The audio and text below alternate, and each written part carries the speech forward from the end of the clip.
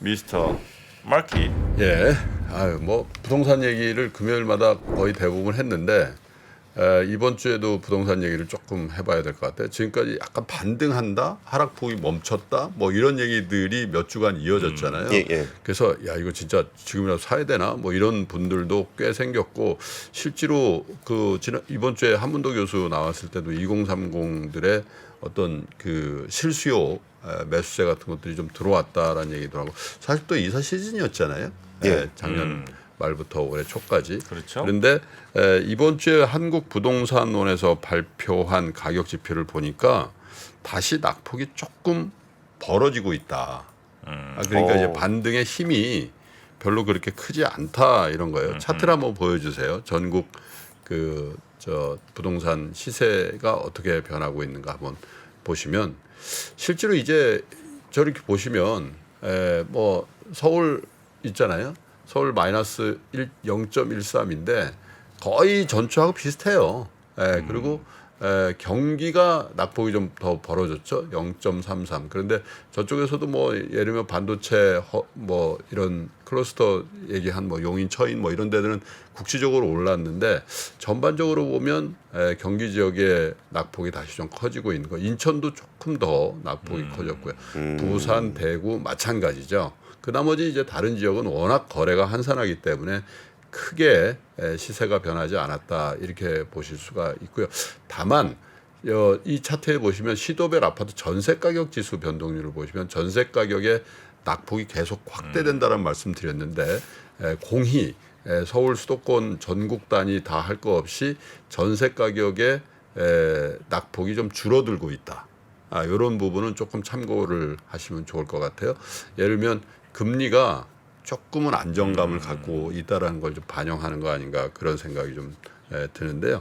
예. 사실 이제 지역별로 이렇게 조금 보시면 사실 이 서울 지역에서도 작년에 가장 화제가 됐던 데가 어디입니까? 서울 그 기초단 그 서울에서요? 예. 작년 강동이죠, 강동. 네. 강동. 맞아요. 강동이 그래서 워낙 많이 빠지고 뭐 악재가 많았잖아요, 그죠?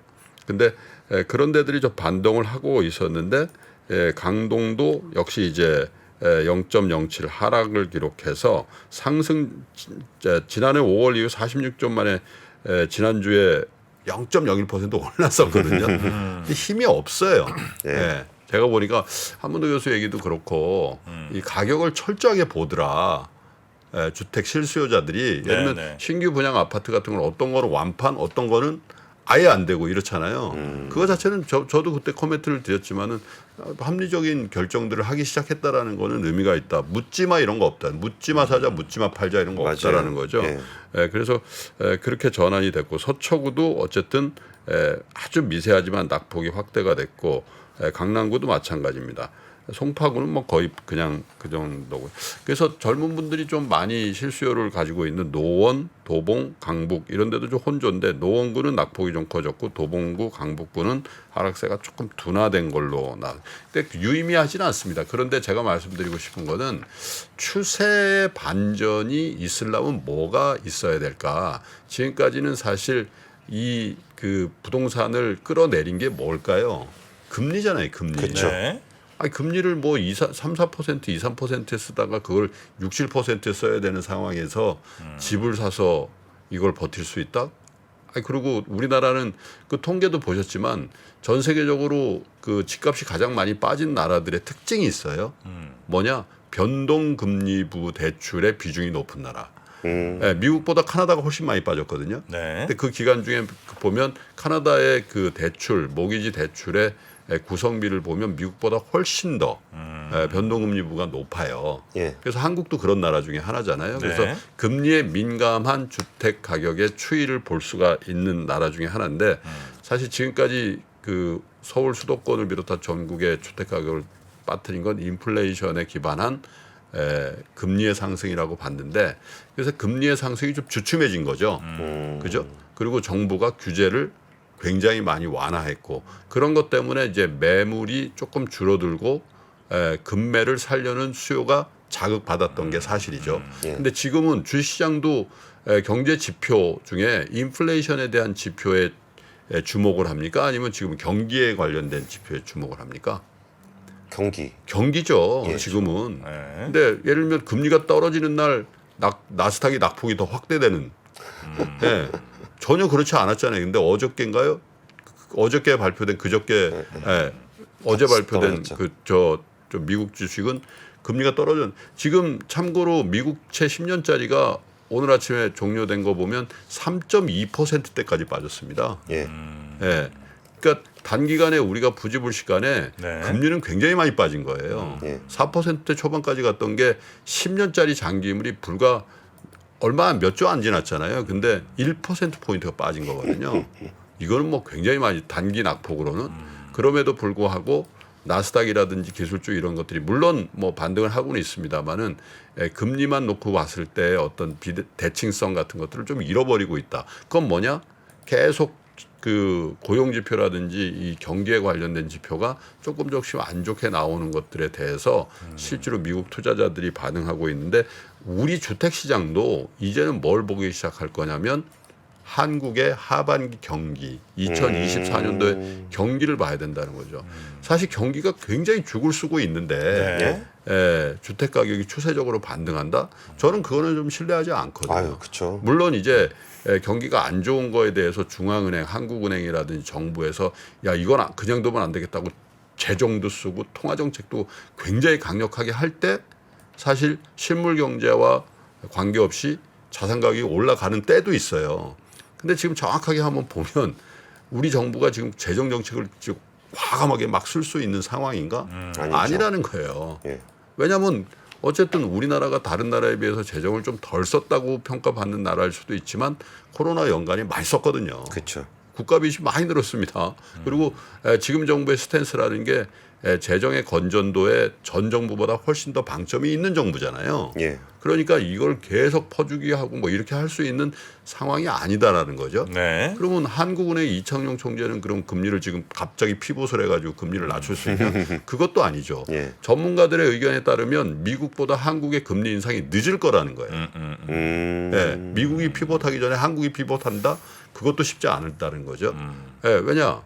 기본적으로 지금 미국과 한국의 금리 차가 역대 최고 아닙니까? 예. 근데 여기서 한국이 다시 피봇을 먼저 한다?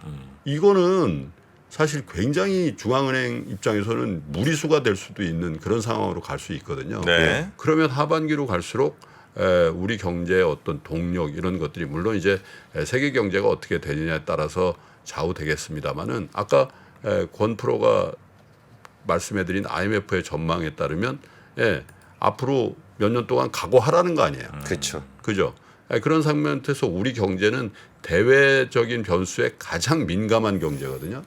자, 그러면 우리나라 주택 가격을 놓고 봤을 때 그런 상황이 계속 연장되고 있을 때 주택 가격이 추세 반전을 해가지고 그냥 우리의 연상은 뭐가 있냐면은 직접 몇 년 동안 너무 많이 오른 경험을 했기 때문에 예. 사실 어떤 의미의 공포감이 있어요. 그렇잖아요. 야, 저거 또 뽀모죠.